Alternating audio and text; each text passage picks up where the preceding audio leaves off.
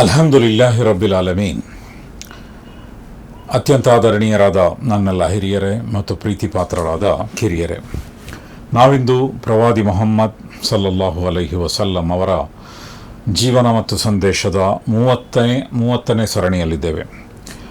ಕಳೆದ ಸರಣಿಯಲ್ಲಿ ನಾವು ಮಆಜ್ ಬಿನ್ ಜಬಲ್ ಎಂಬ ಸುಫಾದ ವಿದ್ಯಾರ್ಥಿ ಹೇಗೆ ಒಬ್ಬ ಮಹಾನ್ ವ್ಯಕ್ತಿಯಾಗಿ ಮಾರ್ಪಟ್ಟರು ಮತ್ತು ಪ್ರವಾದಿ ಮೊಹಮ್ಮದ್ ಸಲ್ಲಲ್ಲಾಹು ಅಲೈಹಿ ವಸಲ್ಲಂ ಅವರನ್ನು ಯಮನ್ನ ಗವರ್ನರ್ ಆಗಿ ಕಳುಹಿಸಿಕೊಡುವಂತಹ ಸಂದರ್ಭದಲ್ಲಿ ಹೇಳಿದಂತಹ ಬಹಳ ಪ್ರಸ್ತುತವಾದಂತಹ ಕೆಲವು ಉಪದೇಶಗಳು, ಅದು ಈಗಲೂ ಕೂಡ ಪ್ರಸ್ತುತವಾಗಿದೆ. ಅದರ ಬಗ್ಗೆಯೂ ಕೂಡ ನಾವು ಕೇಳಿದ್ದೆವು. ಅದೇ ರೀತಿಯಲ್ಲಿ ಆ ಕಾಲದಲ್ಲಿ ಈ ಕಾಲದಲ್ಲಿ ಬಂದಂತಹ ಕೋವಿಡ್-19 ಕೊರೋನಾ ರೋಗ, ಅಂತಹ ಒಂದು ರೋಗ ಬಂದಿತ್ತು. ಅದನ್ನು ತಾಊನ್ ಅಮ್ವಾಸ್ ಎಂದು ಕರೆಯುತ್ತಾರೆ. ಅಮ್ವಾಸ್ ಅಂತ ಹೇಳಿದರೆ ಸಿರಿಯಾದ ಒಂದು ಪ್ರದೇಶದ ಹೆಸರು. ಅದು ಈಗ ಫಲಸ್ತೀನ ಹತ್ತಿರ ಇದೆ. ನಾವು ರಾಮಲ್ಲಾ ಅಂಥೇಳಿ ಈ ಕಾಲದಲ್ಲಿ ಕೇಳ್ತೇವೆ. ಪ್ರದೇಶವನ್ನು ಆ ಕಾಲದಲ್ಲಿ ಅಮ್ವಾಸ್ ಎಂದು ಕರೆಯುತ್ತಿದ್ದರು. ಸುಮಾರು ಕ್ರಿಸ್ತಶಕ 639 ಇಸವಿಯಲ್ಲಿ ಈ ದೊಡ್ಡ ಪ್ಲೇಗ್ ರೋಗ ಬಂದಿತ್ತು. ಅದರಲ್ಲಿ ಮಆಜ್ ಬಿನ್ ಜಬಲ್ ಮತ್ತು ಅವರ ಇಡೀ ಕುಟುಂಬದವರು ಹಾಗೆ ಅನೇಕ ಮಹಾನ್ ವ್ಯಕ್ತಿಗಳು ನಿಧನರಾದರು. ಮತ್ತು ಈ ರೀತಿ ಜೀವನದಲ್ಲಿ ಒಳ್ಳೆಯ ವ್ಯಕ್ತಿಗಳಿಗೂ ಕೂಡ ಕೆಲವೊಮ್ಮೆ ಪರೀಕ್ಷೆಗಳು ಬರುತ್ತದೆ ಎಂಬುದಕ್ಕೆ ಮಆಜ್ ಬಿನ್ ಜಬಲ್ ಅವರ ಜೀವನ ಒಂದು ದೊಡ್ಡ ಉದಾಹರಣೆ. ಇತ್ಯಾದಿ ವಿಷಯಗಳನ್ನು ನಾವು ಕಳೆದ ಸಂಚಿಕೆಯಲ್ಲಿ ಕೇಳಿದ್ದೆವು. ಇಂದಿನ ಸಂಚಿಕೆಯಲ್ಲಿ ನಾವು ಅದನ್ನೇ ಮುಂದುವರಿಸುತ್ತಾ, ಆ ಕಾಲದಲ್ಲಿ ಒಂದು ಯಮಾಮ ಎಂಬ ಒಂದು ಯುದ್ಧ ನಡೆಯಿತು. ಆ ಯುದ್ಧದಲ್ಲಿ ಕುರಾನ್ ಕಂಠಪಾಠ ಮಾಡಿದಂತಹ ಅನೇಕ ವ್ಯಕ್ತಿಗಳು ಹುತಾತ್ಮರಾದರು. ಅದೇ ರೀತಿಯಲ್ಲಿ ಅವರಲ್ಲಿ ಅನೇಕರು ಅಸ್ಸುಫಾದ ವಿದ್ಯಾರ್ಥಿಗಳಾಗಿದ್ದರು.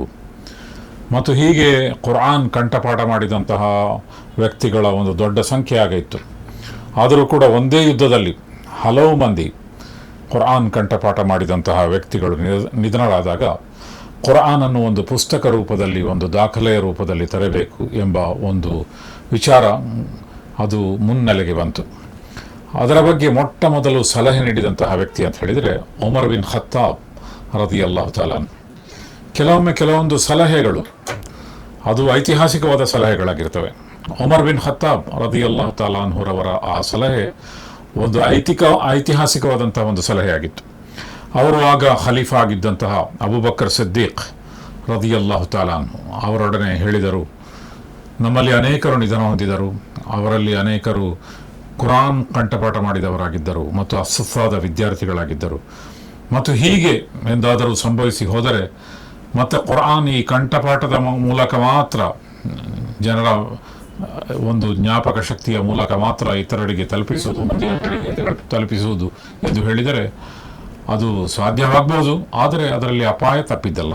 ಆ ಕಾರಣಕ್ಕಾಗಿ ಒಂದು ದಾಖಲೆಯ ರೂಪದಲ್ಲಿ, ಪುಸ್ತಕದ ರೂಪದಲ್ಲಿ ಇರಬೇಕು ಎಂಬಂತಹ ಒಂದು ಸಲಹೆಯನ್ನು ಕೊಟ್ಟರು. ಬಹಳ ಒಳ್ಳೆಯ ಸಲಹೆ ಆಗಿತ್ತು ಅದು. ಅಬೂಬಕರ್ ಸಿದ್ದೀಕ್ ರದಿಯಲ್ಲಾಹು ತಆಲಾ ಅದನ್ನು ಬಹಳ ಗಂಭೀರವಾಗಿ ಪರಿಗಣಿಸಿದರು. ಮತ್ತು ಅದಕ್ಕಾಗಿ ಝೈದ್ ಬಿನ್ ಸಾಬಿತ್ ಅನ್ಸಾರಿ ರದಿಯಲ್ಲಾಹು ತಆಲಾ ಅವರಿಗೆ ಇದನ್ನು ಒಂದು ದಾಖಲೆಯ ರೂಪದಲ್ಲಿ, ಪುಸ್ತಕದ ರೂಪದಲ್ಲಿ ತರುವಂತಹ ಸಲಹೆಯನ್ನು ಕೊಟ್ಟರು.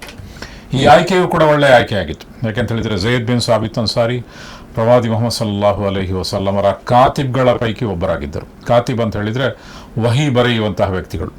ಪ್ರವಾದಿ ಮೊಹಮ್ಮದ್ ಸಲ್ಲಲ್ಲಾಹು ಅಲೈಹಿ ವಸಲ್ಲಮರಿಗೆ ದಿವ್ಯವಾಣಿ ಅವತೀರ್ಣವಾದಾಗ ಅದನ್ನು ಅವರು ಬರಹಗಾರರ ಮೂಲಕ ಬರೆಸುತ್ತಿದ್ದರು. ಅವರನ್ನು ಕಾತಿಬ್ ಎಂದು ಕರೆಯಲಾಗುತ್ತದೆ. ಅಂತಹ ಕಾತಿಬ್ಗಳಲ್ಲಿ ಒಬ್ಬರಾಗಿದ್ದರು ಝೈದ್ ಬಿನ್ ಸಾಬಿತ್ ಅನ್ಸಾರಿ ರದಿಯಲ್ಲಾಹು ತಆಲಾ. ಅವರು ಬಹಳ ಪ್ರಯತ್ನಪಟ್ಟು ಎಲ್ಲೆಲ್ಲಿ ದಾಖಲೆಗಳಿದೆಯೋ ಅದೆಲ್ಲವನ್ನೂ ಕೂಡ ಸಂಗ್ರಹಿಸಿ ಮತ್ತು ಕಂಠಪಾಠ ಮಾಡಿದಂತಹ ಅನೇಕ ವ್ಯಕ್ತಿಗಳೊಂದಿಗೆ ಅದನ್ನು ಪರಿಶೀಲಿಸಿ ನೋಡಿ ಅನಂತರ ಒಂದು ದಾಖಲೆಯನ್ನು ಸಿದ್ಧಪಡಿಸಿದರು. ಲಿಖಿತ ದಾಖಲೆ, ಒಂದೇ ಪ್ರತಿಯಾಗಿತ್ತದು. ಅದನ್ನು ಅತ್ಯಂತ ಸುರಕ್ಷಿತವಾಗಿ ಇಡಲಿಕ್ಕಾಗಿ ಹಫ್ಸಾ ಬಿಂತ್ ಉಮರ್ ರದಿಯಲ್ಲಾಹು ತಆಲಾ ಅವರ ಬಳಿ ಇಡಲಾಯಿತು. ಹೀಗೆ ಅನಂತರ ಕಾಲ ಬಂತು. ಅನಂತರ ಉಮರ್ರ ಕಾಲ ಬಂತು ರದಿಯಲ್ಲಾಹು ತಆಲಾ. ಅನಂತರ ಉಸ್ಮಾನ್ ಬಿನ್ ಅಫ್ಫಾನ್ ರದಿಯಲ್ಲಾಹು ತಆಲಾ ಅವರ ಕಾಲ ಬಂತು. ಉಸ್ಮಾನ್ ಬಿನ್ ಅಫ್ಫಾನ್ ರದಿಯಲ್ಲಾಹು ತಆಲಾ ಅವರಿಗೆ ಒಂದು ಬಿರುದೇ ಇದೆ. ಅದೇನಂತ ಹೇಳಿದರೆ ಜಾಮಿಉಲ್ ಕುರ್ಆನ್ ಕಾಮಿಲುಲ್ ಹಯಾಯಿ ವಲ್ ಈಮಾನ್. ಜಾಮಿಉಲ್ ಕುರ್ಆನ್ ಅಂತ ಹೇಳಿದರೆ ಕುರ್ಆನನ್ನು ಕ್ರೋಢೀಕರಿಸಿದವರು. ಈ ಕ್ರೋಢೀಕರಿಸುವಂತಹ ಕೆಲಸವನ್ನು ಮತ್ತೊಮ್ಮೆ ಉಸ್ಮಾನ್ ರದಿಯಲ್ಲಾಹು ತಆಲಾ ಅವರು ಮಾಡಿದರು. ಅದು ಒಂದು ದಾಖಲೆಯ ಪ್ರತಿ ಸಿದ್ಧ ಇದ್ದರೂ ಕೂಡ ಜನರ ಬಳಿ ಅವರದೇ ಆದ ಪ್ರತಿಗಳಿದ್ದವು. ಅನೇಕರು ಬರೆದಿಡುತ್ತಿದ್ದರು, ಅನೇಕರು ಓದುತ್ತಿದ್ದರು. ಮತ್ತು ಓದುವಾಗ ಆಗ ಅರಬಿ, ಈಗಲೂ ಕೂಡ ಅರಬಿ ನೀವು ನೋಡೋದಾದರೆ ಈಜಿಪ್ಟಿನ ಅರಬಿಯ ದಾಟಿಯೇ ಒಂದು ಬೇರೆ, ಸೌದಿ ಅರೇಬಿಯಾದ ಅರಬಿಯ ದಾಟಿಯೇ ಒಂದು ಬೇರೆ, ಮತ್ತು ಹೆಚ್ಚು ಫ್ರಾನ್ಸಿನ ಪ್ರಭಾವ ಇರುವಂತಹ ರಾಷ್ಟ್ರಗಳು ಅಲ್ಜೀರಿಯಾ ಮತ್ತು ಮೊರಕ್ಕೋ ಹಾಗೂ ಟ್ಯುನಿಸ್. ಇಲ್ಲಿನ ಭಾಷೆಯನ್ನು ಈಗಲೂ ಕೂಡ ಅರಾನ್ಸಿ ಅಂತ ಕರೀತಾರೆ. ಅರಾನ್ಸಿ ಅಂತ ಹೇಳಿದ್ರೇನು, ಅರಬಿ ಮತ್ತು ಫ್ರಾನ್ಸ್ ಈ ಎರಡು ಭಾಷೆಗಳು ಮಿಶ್ರ ಮಾಡಿದರೆ ಒಂದು ಅರಬಿ ಬರ್ತದೆ. ಅದರಿಂದ ಅರಬಿ ಭಾಷೆಯನ್ನು, ಅಲ್ಲಿಯ ಅರಬಿ ಭಾಷೆಯನ್ನು ಆರಾನ್ಸಿ ಎಂದು ಕರೆಯುತ್ತಾರೆ. ಯಾಕೆಂತ ಹೇಳಿದರೆ ಅಷ್ಟರ ಮಟ್ಟಿಗೆ ಫ್ರೆಂಚ್ ಭಾಷೆ ಅದರಲ್ಲಿ ಮಿಶ್ರಣಗೊಂಡಿದೆ. ಆ ಕಾಲದಲ್ಲಿಯೂ ಕೂಡ ಬೇರೆ ಬೇರೆ ಪ್ರದೇಶದ ಜನರು ಬೇರೆ ಬೇರೆ ರೀತಿಯ ಅರಬಿ ಉಚ್ಚಾರ ಇತ್ತು.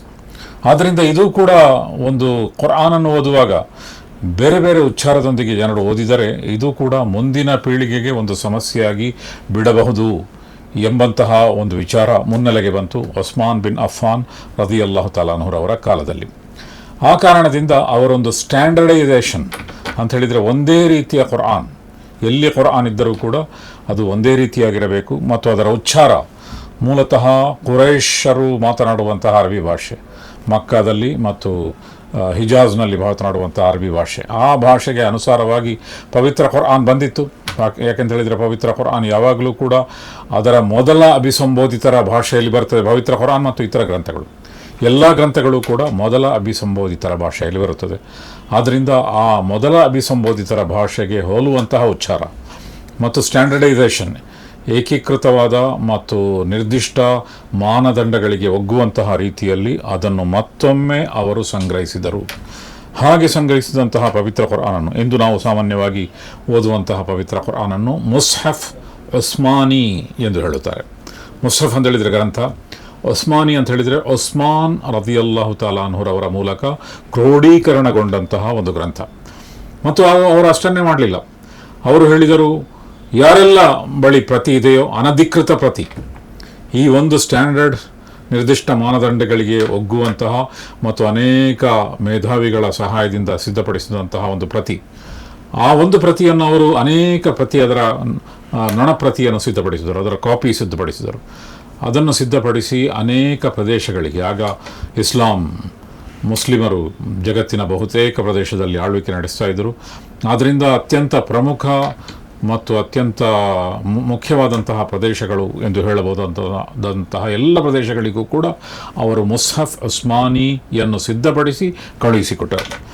ಮತ್ತು ಯಾವುದೆಲ್ಲ ಅನಧಿಕೃತ ಪ್ರತಿಗಳಿತ್ತು ಜನರ ಬಳಿ ಇತ್ತು, ಜನರು ಕೆಲವೊಮ್ಮೆ ಬೇರೆ ರೀತಿಯಲ್ಲಿ ಉಚ್ಚಾರ ಮಾಡ್ತಾ ಇದ್ರು.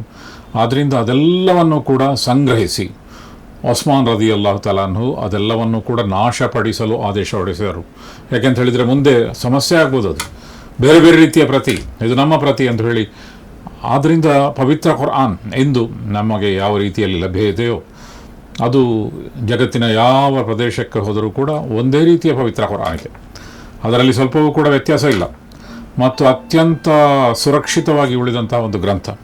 ಮತ್ತು ಇದನ್ನು ಈ ಗ್ರಂಥ ರೂಪದಲ್ಲಿ ತಂದು ಮತ್ತಷ್ಟು ಸುರಕ್ಷಿತವಾಗಿ ಉಳಿಸಲಿಕ್ಕೆ 3 ವ್ಯಕ್ತಿಗಳ ಒಂದು ಪ್ರಯತ್ನ ಬಹಳ ಮುಖ್ಯವಾದಂತಹ ಪ್ರಯತ್ನ. ಮೊಟ್ಟ ಮೊದಲನೇ ವ್ಯಕ್ತಿ ಯಾವುದು ಅಂತ ಹೇಳಿದರೆ ಉಮರ್ ರದಿಯಲ್ಲಾಹು ತಆಲಾ ಅವರ ಸಲಹೆ ಒಂದು ಐತಿಹಾಸಿಕವಾದ ಸಲಹೆಯಾಗಿತ್ತು. ಅಷ್ಟು ಅವರು ಭವಿಷ್ಯವನ್ನು ಮನಗಂಡು ಮುಂದೆ ಏನಾಗಬಹುದು ಎಂಬುದನ್ನು ಮನಗಂಡು ಬಹಳ ಎಚ್ಚರಿಕೆಯೊಂದಿಗೆ ಇಂತಹ ಸಲಹೆಯನ್ನು ನೀಡಿದರು.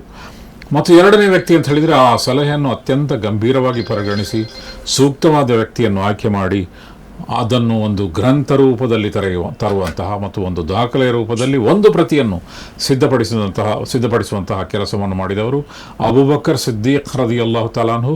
ಮತ್ತು ಆ ಒಂದು ಪ್ರತಿಯ ಸುರಕ್ಷಿತವಾದಂತಹ ಪ್ರತಿಯನ್ನು ಹಫ್ಸಾ ಬಿಂತ್ ಅಬೂಬಕರ್ ರದಿಯಲ್ಲಾಹು ತಆಲಾ ಹಫ್ಸಾ ಬಿಂತ್ ಉಮರ್ ರದಿಯಲ್ಲಾಹು ತಆಲಾ ಅನ್ಹುರವರ ಬಳಿ ಇಡಲಾಗಿತ್ತು. ಮತ್ತು ಅದನ್ನು ಮತ್ತೊಮ್ಮೆ ಸ್ಟ್ಯಾಂಡರ್ಡೈಸೇಷನ್ ಅಂತ ಹೇಳಿದರೆ ನಿರ್ದಿಷ್ಟ ಮಾನದಂಡಗಳಿಗೆ ಒಗ್ಗುವಂತಹ ಎಲ್ಲ ಸಮಾನವಾಗಿರುವಂತಹ ಒಂದು ಪ್ರತಿ, ಅದನ್ನು ಸಿದ್ಧಪಡಿಸಿ ಇಡೀ ಆಗಿನ ಕಾಲದ ಇಸ್ಲಾಮಿ ಜಗತ್ತು ಎಂದು ಹೇಳಬಹುದಾದಂತಹ ಎಲ್ಲ ಪ್ರದೇಶಗಳಿಗೆ ಕಳುಹಿಸಿಕೊಡುವಂತಹ ಒಂದು ಕೆಲಸವನ್ನು ಉಸ್ಮಾನ್ ಬಿನ್ ಅಫ್ಫಾನ್ ರದಿಯಲ್ಲಾಹು ತಆಲಾ ಅನ್ಹುರವರು ಮಾಡಿದರು. ಆ ಕಾಲದ ಜನರು ಮುಂದೆ ಬರಬಹುದಂತಹ ಅಪಾಯಗಳನ್ನು, ಅದರ ಮುನ್ಸೂಚನೆಯನ್ನು ಹೇಗೆ ಗುರುತಿಸಿಕೊಂಡಿದ್ದರು ಎಷ್ಟು ಜವಾಬ್ದಾರಿಕೆಯಿಂದ ಅವರು ವರ್ತಿಸಿದರು ಮತ್ತು ಎಂತಹ ದೊಡ್ಡ ಕೆಲಸ ಮಾಡಿದರು ಎಂದು ನಮಗೆ ವ್ಯಕ್ತ ಆಗ್ತದೆ. ಇದರಿಂದ ನಮಗೆ ತಿಳಿದು ಬರುವಂತಹ ಇನ್ನೊಂದು ವಿಷಯ ಏನು ಅಂತ ಹೇಳಿದರೆ, ಎಲ್ಲ ಕಾಲಗಳಲ್ಲಿಯೂ ಕೂಡ ಮಾಡಬೇಕಾದಂತಹ ಕೆಲಸ ಇದೆ. ಈ ಕೆಲಸವನ್ನು ಪ್ರವಾದಿ ಮುಹಮ್ಮದ್ ಸಲ್ಲಲ್ಲಾಹು ಅಲೈಹಿ ವಸಲ್ಲಮರ ಕಾಲದಲ್ಲಿ ಮಾಡಲಿಕ್ಕೆ ಸಾಧ್ಯ ಇರಲಿಲ್ಲ. ಅದು ಮಾಡಲಿಕ್ಕೆ ಸಾಧ್ಯ ಇದ್ದದ್ದು ಅನಂತರ, ಪ್ರವಾದಿ ಮುಹಮ್ಮದ್ ಸಲ್ಲಲ್ಲಾಹು ಅಲೈಹಿ ವಸಲ್ಲಮರ ನಂತರ ಅದರ ಅವಶ್ಯಕತೆ ತಲೆದೋರಿತು ಮತ್ತು ಆಗ ಆ ಕೆಲಸವನ್ನು ಅವರು ಮಾಡಿದರು. ಆದ್ದರಿಂದ ಇಸ್ಲಾಮಿ ಜಗತ್ತಿನ ಇತಿಹಾಸವನ್ನು ನಾವು ನೋಡುವುದಾದರೆ, ಮಹಾನ್ ವ್ಯಕ್ತಿಗಳು, ದೊಡ್ಡ ಪಂಡಿತರು, ಮೇಧಾವಿಗಳು ಮತ್ತು ಕೊಡುಗೆಗಳನ್ನು ನೀಡಿದಂತಹ ವ್ಯಕ್ತಿಗಳು ಬೇರೆ ಬೇರೆ ಕಾಲಗಳಲ್ಲಿ ಬೇರೆ ಬೇರೆ ಮಹತ್ ಕಾರ್ಯಗಳನ್ನು ಮಾಡಿದರು.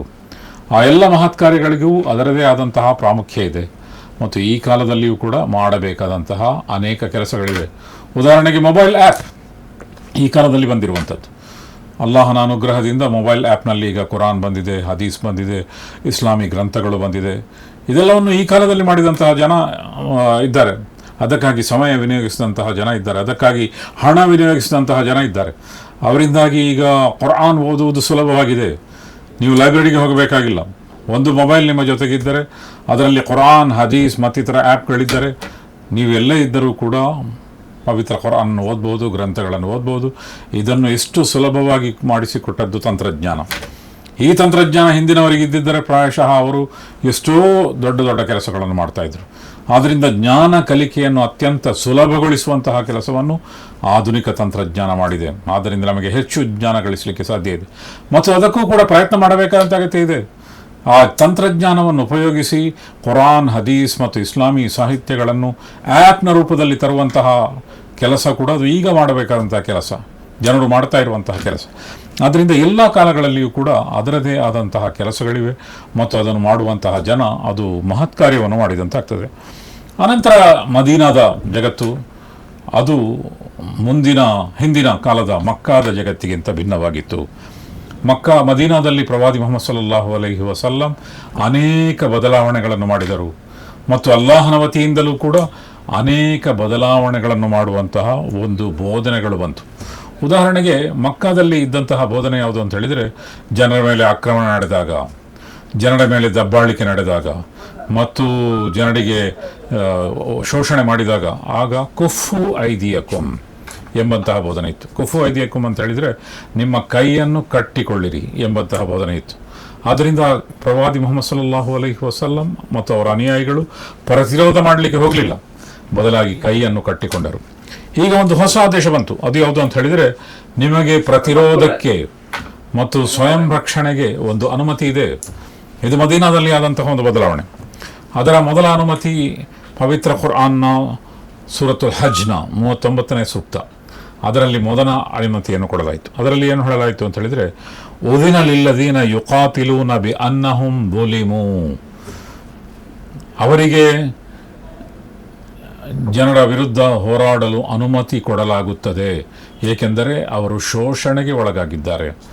ಮುಸ್ಲಿಮರಿಗೆ ಈಗ ಹೋರಾಟ ಮಾಡಲಿಕ್ಕೆ ಅನುಮತಿ ಕೊಡಲಾಗುತ್ತದೆ, ಏಕೆಂದರೆ ಅವರು ಶೋಷಣೆಗೆ ಒಳಗಾಗಿದ್ದಾರೆ. ಅನ್ನಲ್ಲಾಹ ಅಲಾ ಬಿನಸ್ರಿಹಿಂ ಲಕದೀರ್, ಮತ್ತು ಅಲ್ಲಾಹನಾದರೂ ಅವರಿಗೆ ಸಹಾಯ ಮಾಡಲು ಶಕ್ತಿಯುಳ್ಳವನಾಗಿದ್ದಾನೆ ಎಂಬ ಬೋಧನೆಯನ್ನು ಕೊಡಲಾಯಿತು. ಈ ಮೂಲಕ ನಿಮ್ಮ ಮೇಲೆ ದಬ್ಬಾಳಿಕೆಯಾದರೆ, ನಿಮ್ಮ ಮೇಲೆ ಅನ್ಯಾಯವಾದರೆ ನೀವು ಸಶಸ್ತ್ರರಾಗಿ ಪ್ರತಿಭಟಿಸಬಹುದು, ಅದರ ವಿರುದ್ಧ ನೀವು ಒಂದು ರೀತಿಯ ಪ್ರತಿರೋಧವನ್ನು ತೋರಬಹುದು ಎಂಬಂತಹ ಅನುಮತಿಯನ್ನು ಕೊಡಲಾಯಿತು. ಇಲ್ಲಿ ಕೊಡಲಾಗಿದ್ದೇನು ಅಂತ ಹೇಳಿದರೆ ಅನುಮತಿ ಅಂತ ಹೇಳಿದರೆ ಏನು, ಬೇರೆ ಕಡೆಯಿಂದ ನಿಮ್ಮ ಮೇಲೆ ಆಕ್ರಮಣಗಳು ನಡೆದರೆ ನೀವು ಅದಕ್ಕೆ ಪ್ರತಿರೋಧವನ್ನು ತೋರುವುದರಲ್ಲಿ ಯಾವುದೇ ರೀತಿಯ ಅಭ್ಯಂತರ ಇಲ್ಲ, ಅದಕ್ಕೆ ಅನುಮತಿ ಇದೆ ಎಂದು ಹೇಳಲಾಯಿತು.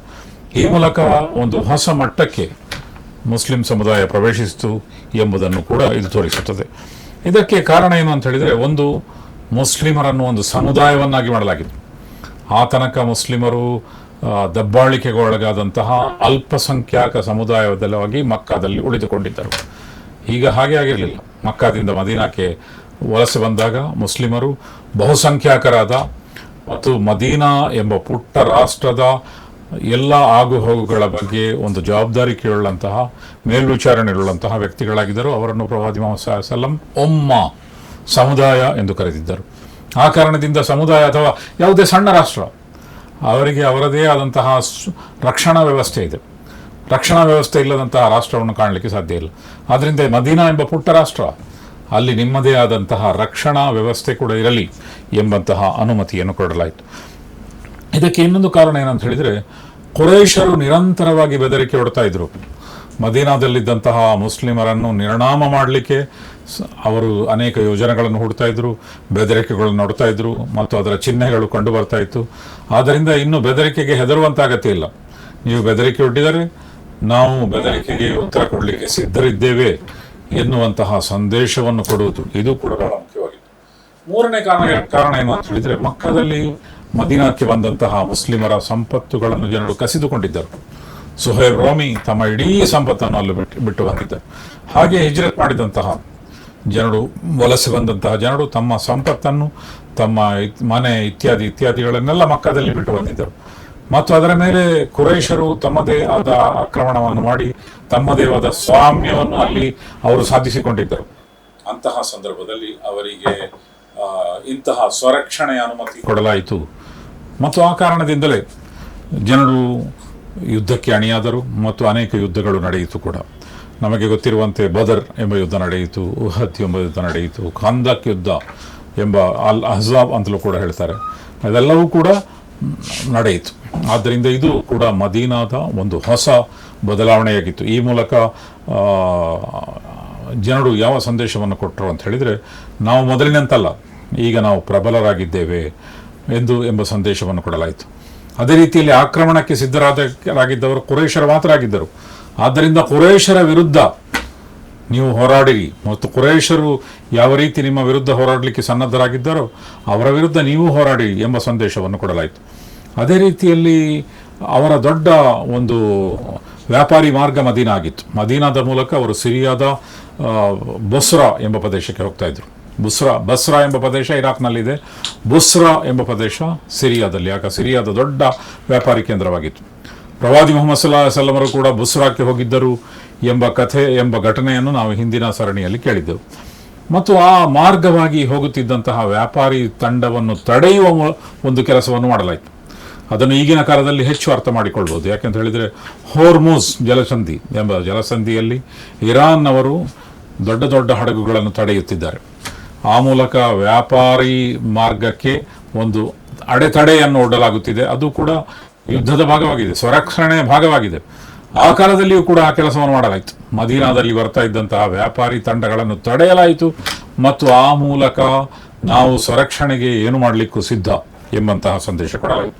ಹೀಗೆ ಮದೀನಾದಲ್ಲಿ ಕೆಲವಾರು ಬದಲಾವಣೆ ಆಯಿತು.